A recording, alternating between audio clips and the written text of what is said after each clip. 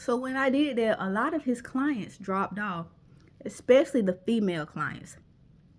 They dropped off. They didn't want to do him. The only ones that he was training was the ones that did not want to believe my Facebook posts, which were the males. It was all the males that did not want to believe my Facebook posts and that continued to train with him. And I'm just like, all right, whatever. Do you, boo? Whatever. Males stick together, I guess. But all the females, they were like, oh, hell no. They jumped ship. And I was just like, all right, I could live with that. I could live with the fact that now he has to build back up his clientele. Whatever. He's still operating on the DC Ultra Fitness. I don't care, but he got to now build his clientele. Do your thing, Playboy. Do your thing. And he thought by changing the name from DC Ultra Fitness to DC U Fitness was going to change anything. It wasn't. It wasn't. So I was seeing all the small little changes he was trying to make, like changing it from DC Ultra Fitness to DCU Fitness, changing, some of the features in the website. Because y'all know I was the one that made the website for DC Ultra Fitness. He went in and tried to change some of the features. And he even hired him a digital assistant to try to figure out how to remove me from DC Ultra Fitness. So he was working on that. While he was working on all of that in his little background, I was back in Savannah, trying to figure out, okay, so I'm door dashing because now I'm trying to find a job.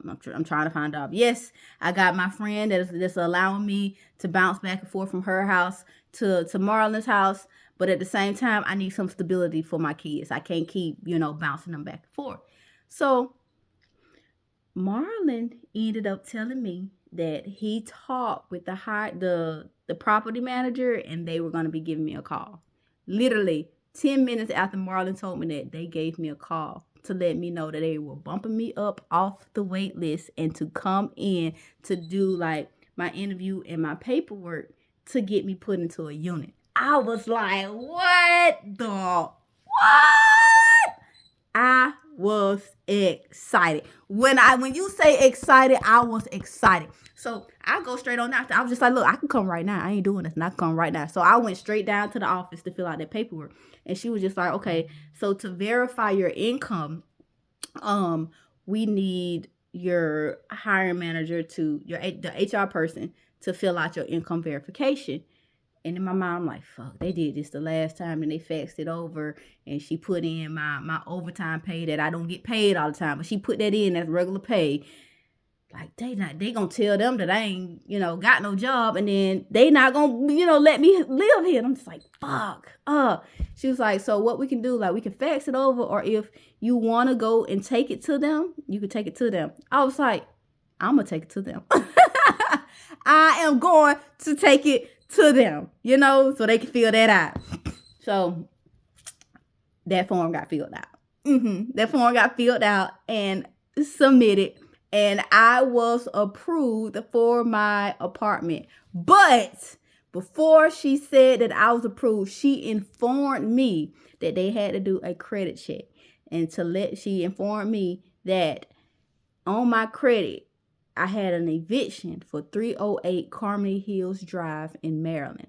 I was just like, I haven't been there, for months. For months. She was like, yeah, I remember you telling me, because I told the property manager when I was at my little interview, I let her know, I'm like, look, I'm running from a domestic violence situation. I'm just trying to find a stable home for me and my children because we've been bouncing from house to house. I'm just trying to find something safe for us. I was like, I live with my ex in Maryland, but I escaped that. So I escaped in June. So when she told me that, she was just letting me know that that's on my record, because I had already told her that I hadn't been living there since June, but we did have that lease together. So she was working with me, and I was appreciative of that because I had an eviction on my record, because Darian got evicted from the house. He was evicted from the house because the lady had called me, she had sent me an email with the eviction notice in there. So I kind of knew that it was there, but I didn't know that it was going to pop on my stuff because I had already told her that I wasn't there. So I'm like, why is it popping on my stuff?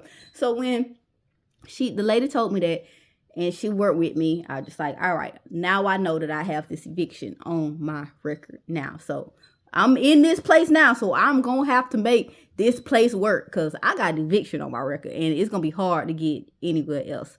So she handed me my paperwork. Then she take me to look at a unit because how it works over there, you do not see the apartment that you're going to be staying in until after you are approved. And once you are approved, that's when they show you where you're going to be living. So, I mean, you could be approved and then your apartment be shit. You won't know until after you're approved. But I was just so happy to be approved. So, once she gave me the keys, I was ecstatic. So, it was a 3-bedroom, 2-bath apartment for $1,000 a month. Like, I'm just like, you can't beat that with an ugly stick. Like, you can't. And then the apartment was very spacious. So, I was excited. Like, when I say excited, excited. And, of course, when I called Martin and let him know that I was approved, he paid my security deposit. And he paid my first month's rent. I didn't ask him to. He was just like, look, you ain't got no job. You trying to get on your feet. I got you. So my security deposit was only $400. He paid the $400 and then he paid $1,000 for my first month's rent. And I'm just like, thank you. Thank you. And then he was just like, you know what? Don't even worry about it. I called my mama and my mama told me that, like, look, I let her know that I had an apartment now. I just need to get it furnished. She's like, all right, I got some beds for the kids. I got some dressers. Like, just come down here and get this stuff. I'm like, all right, cool. So that's what we did. Me and Marlon, he went to the U-Haul place to get like a tow pack, little tow thing, a little hitch hooked on to his truck so that he could then get a trailer to take me down to my mom's to get this stuff that she had. Like, she had 2 beds, some TVs, some dressers.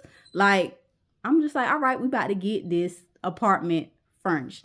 And Marlon took me down there to get it. And that's when he met my family for the first time. Like, it was a little brief because, you know, they was moving things back and forth. So they was just having like casual conversations with him while we was doing it. And I was just letting my mama know, like, yeah, you know, this is Marlon. This is how he is, you know.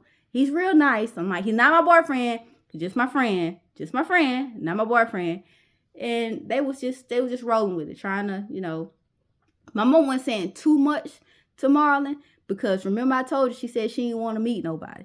But she had to be Marlon because he was down there helping me, you know, get the stuff. Because he did not want his baby to go down there by herself and be moving any heavy equipment. He's like, he's a man. He got it. And, you know, I can appreciate that because I ain't never had a man tell me he's a man. He got it because I was always the man, and I had it. Yeah.